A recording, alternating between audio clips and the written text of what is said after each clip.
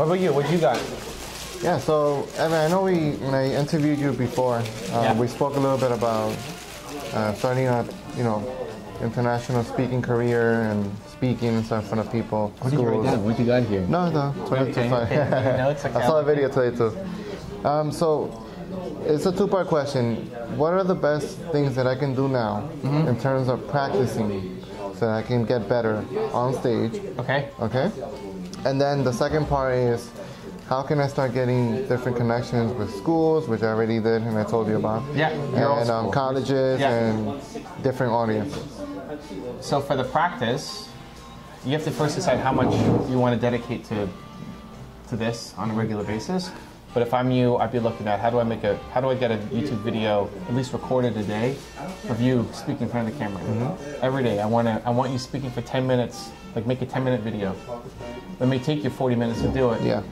But I want you to be able to spit fire for 10 minutes, and that'll take time to do it.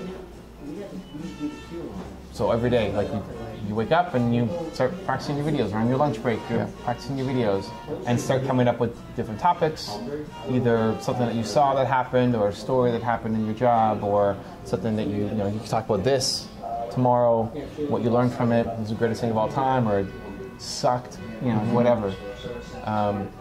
Every single day so you get better in front of the camera. And then two, I'd be making, kind of like we're doing, but like Instagram stories. Yeah. Like how do I get to, I'd be looking at 20 Instagram stories a day, practicing. So you go on your rants, I try to tighten them up. Okay. Like you'll do 5, 6 walking down the streets of New York, which is great. And it's also cool for a non-New York audience because it's the city's a different vibe, right? Yeah. It has an energy, there's stuff happening in the background compared to somebody in different cities, like it's a unique city here. But learn to be able to be more concise with the points too. Like if you only had 15 seconds, what are you going to say? Because if you're speaking, you have to be able to go from, if you're doing a keynote on stage, it's going to be 20 minutes, or at a school, it's going to be 40 minutes. You have to be able to take that message and go all the way down to 15 seconds and all the way up to 3 days if you're doing a 3-day workshop on it, and everywhere in between. So you may not always get the time to go long. Right? If you get interviewed on a TV show, they want sound bites. So you gotta be able to learn to speak in sound bites when needed. And when on stage, you need to be able to give her however long keynote they want. If they only want 10 minutes, you gotta get your thing down in 10 minutes. Yeah. So that's why I'd be looking at my stories, if you're practicing 20 times a day, how do I get to 15 seconds? All mine are 15 seconds. 15 seconds max. I started my Hey Evan series, I don't know if you've seen them on the phone. It's like somebody asks me a question, hey Evan, how do I do this? And then I'll respond. So by the time I say, hey Evan, how do I do blah, blah, blah, I'm already 5 seconds out. Yeah. And I got 10 seconds to answer, right? So then I gotta be able to give an answer that means something in 10 seconds. It's a fun challenge, right? It's easy to go long and not say anything and repeat yourself, right? But how do you condense that thing down? So it's the practice. And with every, like if you did that, if you did 20 stories a day for the next year, and you look back on what you did today, it'd be crazy, like how much better that you got at doing it. Most people just don't put in enough repetition to get good. For the getting noticed, that depends on how much you like outreach and marketing. And for me, I do 0 outreach. My business model is I kick up a bunch of noise and then people come find me. So through the content, people find me. People reach out. Brands reach out. They want to do deals. Penguin Random House reaches out, wants to do a book deal. Steve Altucher today, reaches out, wants me on their podcast, that kind of stuff. Mostly because I hate reaching out and building a list and emailing people and all that stuff. So it depends on your skill set.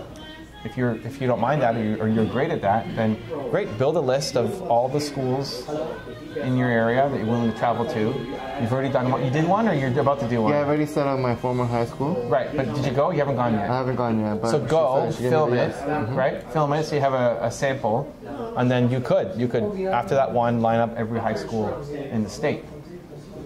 Now, if you want to get paid to do it, then it'll take more convincing and more discussion, more talking about it. She actually told me that she gave me the sheet to fill out that she was going to sponsor me, high school was going to sponsor me for the Department of Education so that they can actually pay me whenever I go. I told her I'll do it for free in my school, and I didn't even go with the intention of getting paid, and she told me that.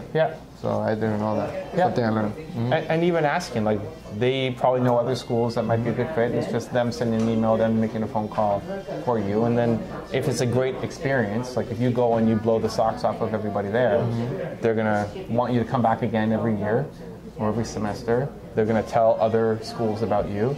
When a teacher leaves one school and goes to another school, which happens all the time, they'll say, "Hey, we should bring this guy in. Like he spoke at my other school and he was great." Right? Happens a lot with brands too. Like you do a good job with a brand deal, the marketing people switch companies so many times, and then they bring you into their new company. Right?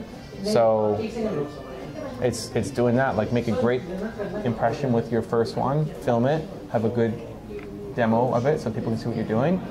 And then step one is just work through your existing contact and have them just ask if there's anybody else that can help you.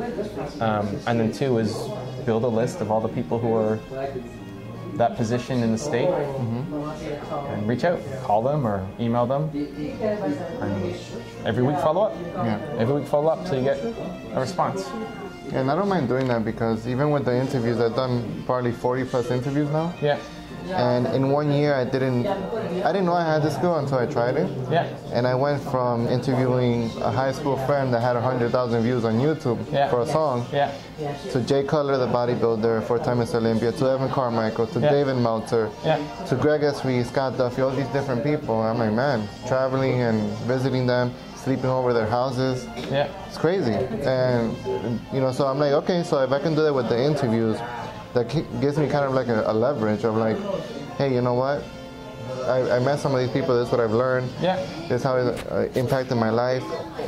I would love to share that with you. Yeah. Especially with students. So what do you talk about?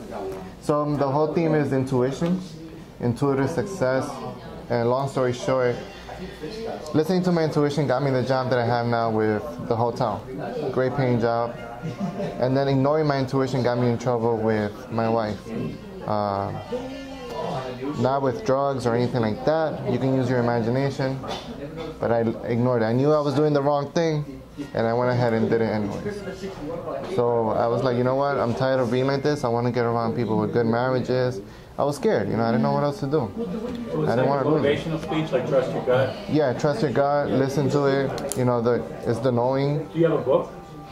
Working on it. So the book is already being worked on, which is all these interviews, right? I'm not a writer per se. I don't think that's my skill, but I have the story, I have the interviews, I have the videos. I'm going to hire probably a ghostwriter or something. I mean, I've met a whole bunch of best-selling authors, so I'm sure somebody will help me find somebody that's a good fit within a budget. And another thing is I'm willing to do everything for free. For free. What do you want to speak for free? Yeah, for now. I don't, like, you know, Gary Vee talks about it all the time. A lot of people want to make money the first year, the first 2 or 3 years. And he talks about, he did hundreds of talks for free. And I'm willing to do the same. You know, I'm not hungry for money. You got the job. Yeah, I'm not hungry for money. Yes, eventually I want to do this and get rid of the job, but I'm not focused on the money. I'm focused on creating the content, getting good, and then everything else will come.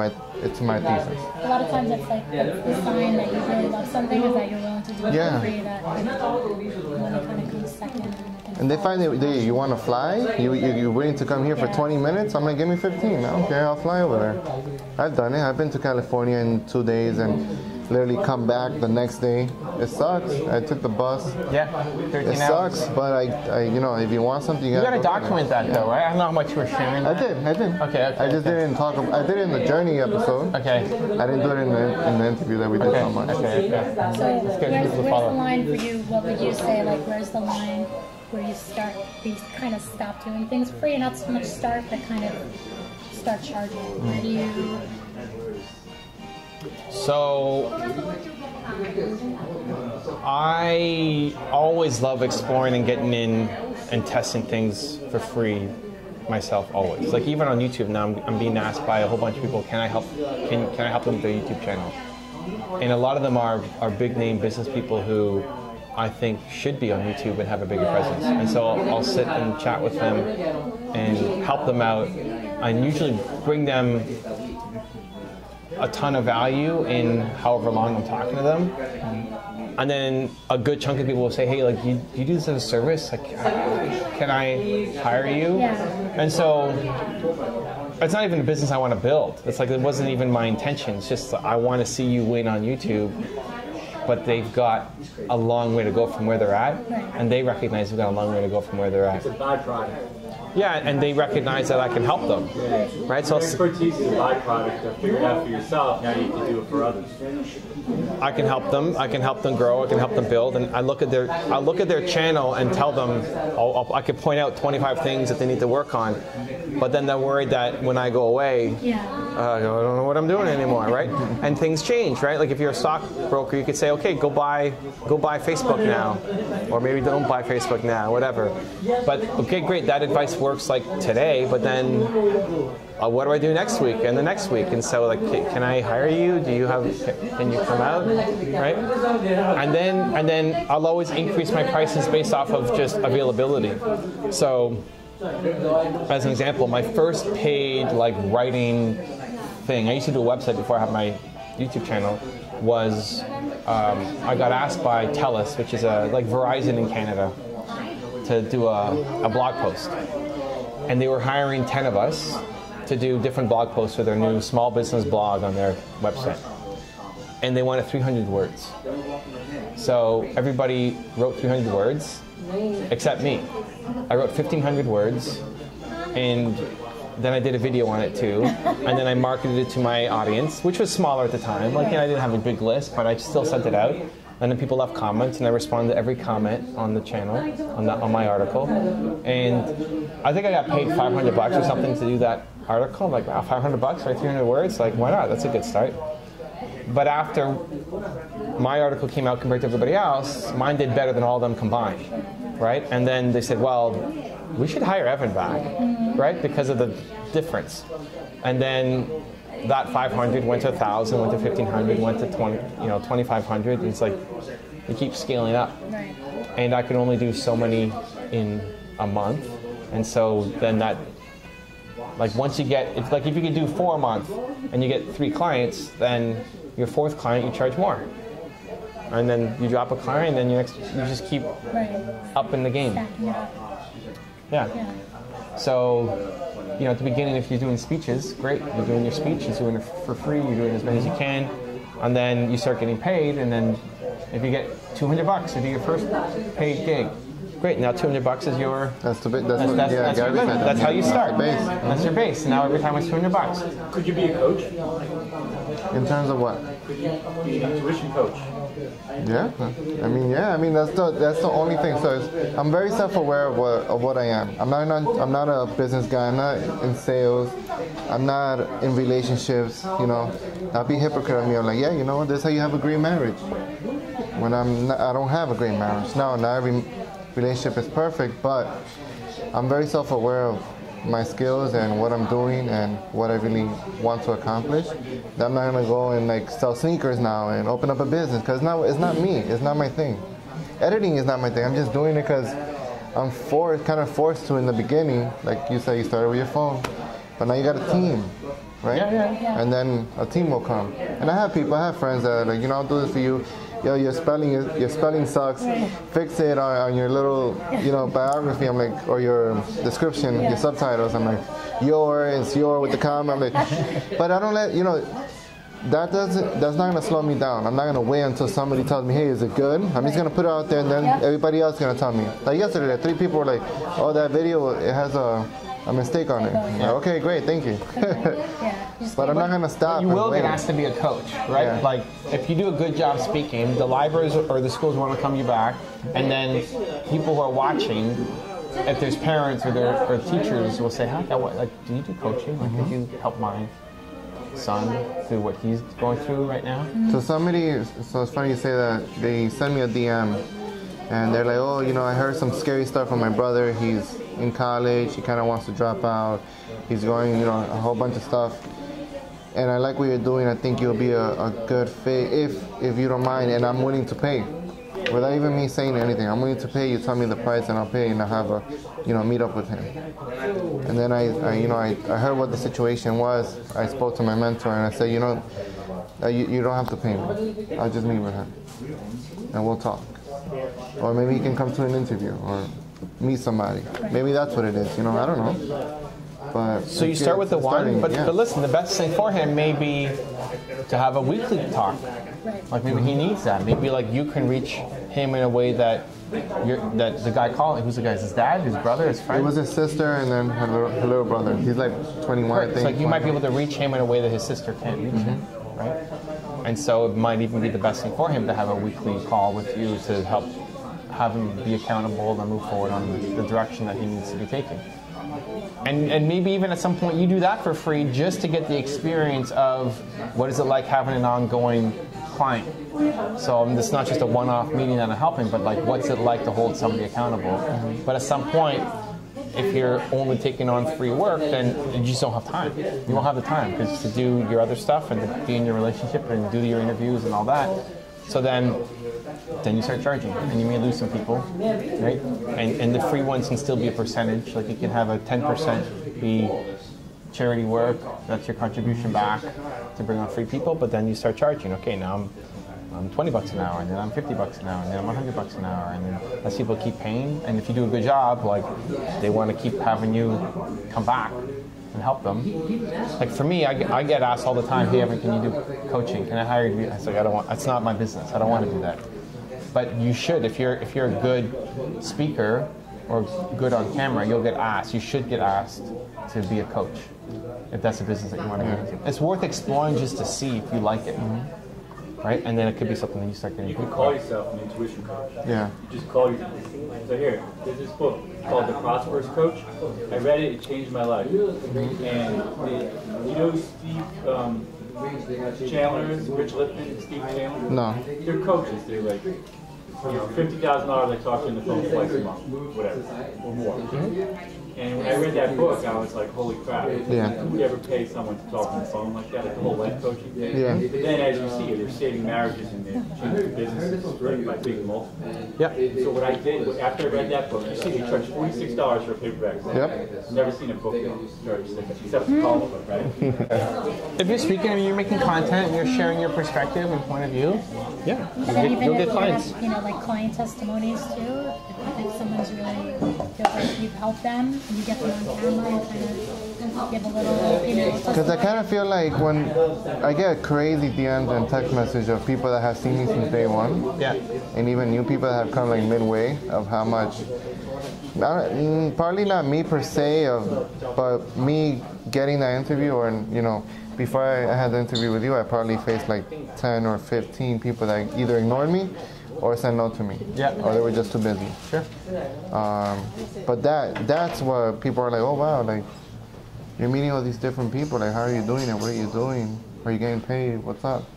So now I'm kind of like you said, kicking up a noise, kicking up. That people are interested now, and I'm just, I don't let that kind of like, how do I say, like, distract me. I listen to it, but I don't listen to it. I just keep on. There's a lot of different ways to win. It could be through a book, it could be through a course, it could be through speaking, it could be through making videos and building a media company, coaching. There's a lot of different ways to win. And good thing, like taste each one to see what you like best, and then go all in on that one. Yeah. What's your most rewarding part of what you do? I love one-on-ones the most. I love one-on-ones the most. When I was in LA, I was speaking at an event. Gary was there, me, a couple other people, and I think I told you this story. Yeah, you told me. I was there for 4 days, and I spent every day in the lobby helping entrepreneurs. Like wake up at 7:30, go to the lobby, help entrepreneurs until 2:30 in the morning. And like had a fever, didn't eat, didn't go to the bathroom, but I didn't notice. Yeah. I didn't notice. I'm just so in it that then I go up and I crash. And I did it for 4 days. And if I kept going, I'd just be like talking to you and then have a stroke or something and just pass out. Like I don't even notice that I'm getting sick. because I'm too into it. The challenge I have with it is I want to help the world. Like I want to have a big impact. So I need to find a way to balance it, which is why I started my morning show on Instagram, which is what he came to, like a couple weeks ago or something. So I'm helping somebody one-on-one for an hour, but it's being broadcast and then being filmed, and then we'll take somebody and put it on YouTube. Yeah. So like it's still good to help somebody, but it scales across content that people can learn from. That's what I love the most. I love speaking, but the speaking part I love because it sets up the conversation that happened after the speaking. So I don't, like for the tour, it's not about, I don't want to be at the front and just motivating people. It's like, we've got to take action, and I want to get to the Q&A. The Q&A is where all the stuff happens. Because you have a problem and I want to help. Specifically. Yeah, I want to help get through it. And in that story, other people can learn and grow and build as well. But you need to set up with something. Give people exercises to think about. So that's the thing that, like, I was so pumped for this guy that he was coming from New York and taking a 13-hour, and like a bus, right? And the bus is because I've done that when I was younger. I did the bus, and like you get screwed at the border because if one person is from a different country. I had to show your Instagram. I had to show the DMs. What? Of us talking. What do you mean? When I crossed the border. Okay. Because they were like, "What are you doing? What do you mean you're only going to be there for a few hours?" Oh, you had to show the border gate. So I had, okay, got it. And he's like, "What's in there?" I'm like, "My camera equipment." Yeah. It was interesting. So I was so pumped that he came, that somebody was willing to hustle to come from New York, you know, to be on the show and then go right back home. It was great. And so then I like sharing that story. So that's my favorite. I could do it. Even when we went, like we did our Boston trip, before doing the tour, we said we went to Boston first. And I did a coffee meetup and a speaking thing there. And that speaking thing was supposed to be like a quick Q&A that turned into like 4 hours or something. Was it more than 4 hours? Yeah. I don't even know. From 12, like noon to like 4. That's 4 hours. 5, like it was. Yeah. I'll just go, and like Nina was starting to pass out, and I'm like, who's next? Like, let's go. Who's next? Who's next? Let's go. Yeah. So we'll just have to make sure Nina gets food and stuff. So, but like I'll still forget to eat, and then I'll get sick. I'll go home and just totally crash out. So that's actually one of the things on the tour we'll have to pay attention to. That I'll just get so engrossed in helping people that then I'll lose track of everything. Yeah. So that's my favorite. That's my favorite. That's my favorite. What's the structure? You're going to be speaking in each city for like how long? It's a 3-hour event. 3-hour event. I'm going to be speaking. I'm going to be speaking on a couple things, but then I'm going to have us taking action. So we're going to be doing exercises in working. Like you're going to be doing stuff.